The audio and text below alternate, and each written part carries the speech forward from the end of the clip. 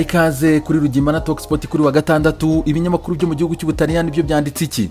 La Gazzetta dello Sport ikaba itubwira ati Conte marakina abanyabururu, akaba rero ari gukina ikipe ya Chelsea nk'uko ikinyamakuru kibivuga, akaba rero ashaka kugura abakinnyi mu ikipe yahozemo ya Chelsea, akaba ashakamo N'Golo Kante ndetse na Marcos Alonso. Ni amafere yo gukurikirana cyane.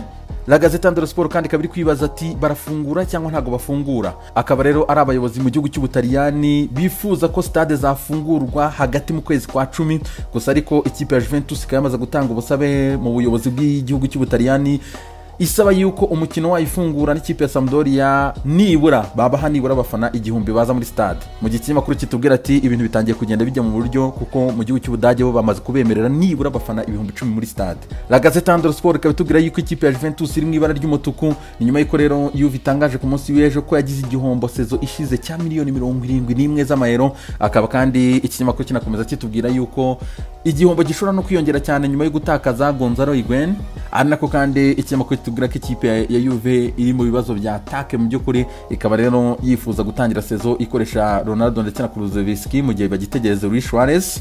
Tutto Sport ikaba itubwira yuko Juve igiye kugaruka kuri Eden Dzeko nyuma y'uko rero Miliki ari hafi kumvikana n'ikipe ya AS Roma. Urumva rero Roma ita ibona umwanya wo kurekura umunya Bosnia akerekeza mu ikipe ya Juventus. Anako rero ikinyamakuru kitubwira yuko harimo ibibazo kabisa kuri transfer ya Suarez mu ikipe ya Juve, kuko kwanza Barcelona kurekura Suarez birasa nkaho bigoranye, ari nako kandi Suarez nawe kwinjira mu Butaliyani bitari bumworohere kuko ari kubanza gushaka passport y'Abataliyani, affaire à suivre. Corriere dello Sport yo ikabigaruka kuri Zaniolo. Nicolo Zaniolo rero kuri wa gatandatu araza gukorerwa operation yo mwivi hariya muri Autriche.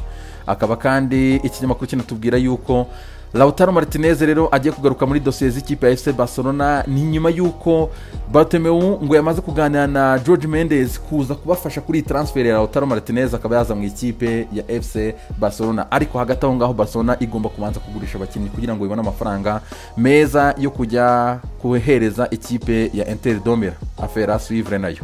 Quotidiano Sportivo yo iratubwira yuko Juve yamaze guhindura ibitekerezo byayo kuri Olivier Giroud. Yashakaga Olivier Giroud ariko kubera ikibazo cya crise cyo guhomba miliyoni 71,400 by'amayero, akaba rero nta kindi bagomba gukora guhanda bw'ikipe ya Juve no kuva muri dossier ya Olivier Giroud kuko ari kubahenda cyane kandi nta mafaranga bafite.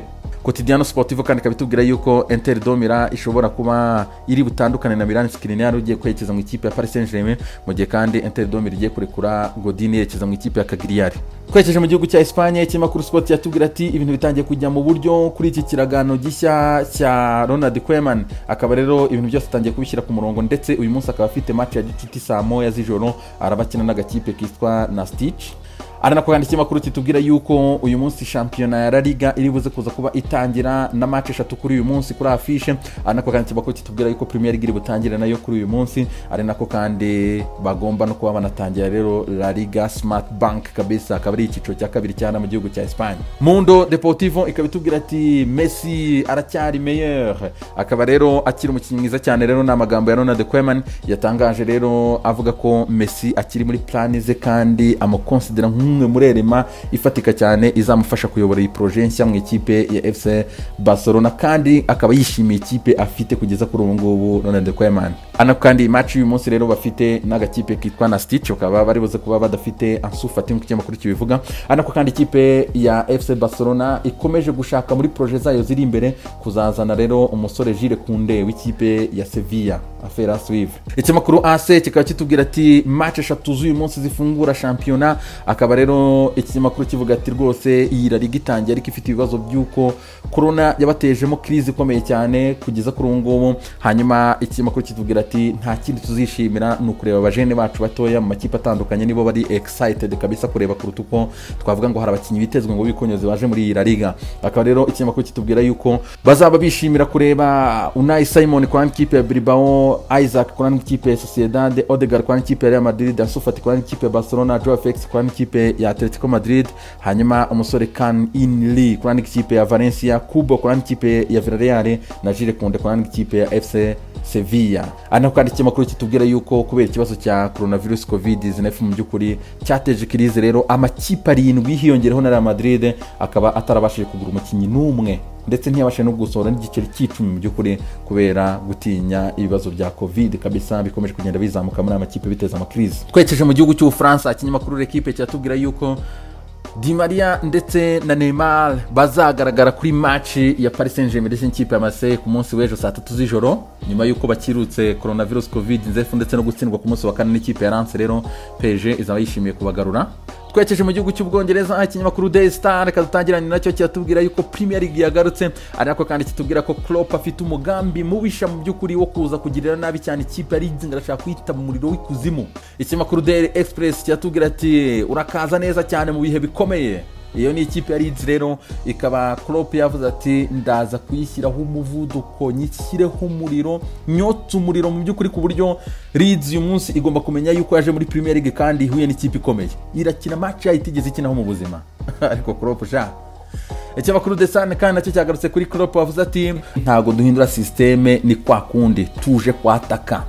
Hanyuma avuga ati uraza kudefanda igikombe cyawe watwaye, atereka dange sinze kudefanda igikombe natwaye nje gushaka ikindi brother. Klopp ari hatare wana. Ikinyamakuru The Sun kandi cyatubwira yuko umutoza Roy Hodgson akamaze gutangaza yuko nta kipe nimwe yigeze meetinga ibyo bashaka kuri Wifi Zaha, bikaba rero bigiye gutuma Zaha azaguma mu ikipe ya Crystal Palace sezo itaha. Ikinyamakuru Daily Mail kikaba kitangaza yuko abayobozi ba Premier League mu by'ukuri bari gusaba government yuko yafungura amastade abafana bakagaruka mu kibuga kuko bagiye kuzajya bahomba miliyoni 100 buri kwezi kubera ko nta bafana bari ku kibuga.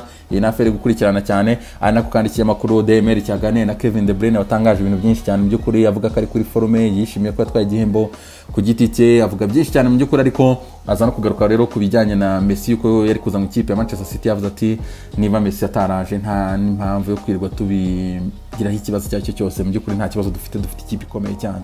Daily Mail kandi ikabituzanira amatransfer rero buri munsi. Anako ikinyamakuru kitubwira yuko ikipe ya Chelsea yamaze kumvikana na Edouard Mendy muzamu w'ikipe ya Rennes kuri £25 z'amapaundi. Hanyuma uyu muzamu rero akaba hitaza direct kukubita competition kuri Kepa Arrizabalaga w'ikipe ya Chelsea. Ikinyamakuru Daily Mail kandi cyatubwira yuko ikipe ya Leicester City iri gutagetinga Wes Fofana wanze no kongera amasezerano n'ikipe ya Saint Etienne, ari nako kandi ari kubwira ikipe ya Saint Etienne ati mwemere £22 z'amapaundi ikipe ya Leicester City bahandi shaka kujya mu Bwongereza.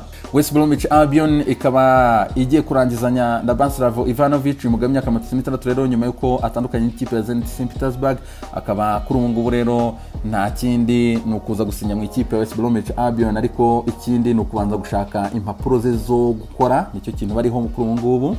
Anako kandi West Bromwich Albion iri gushaka Andre Gray rutazamu ikipe ya Watford, ari nako kandi ikiri no kuri Kano Gallagher umumediateur w'ikipe ya The Blues Chelsea.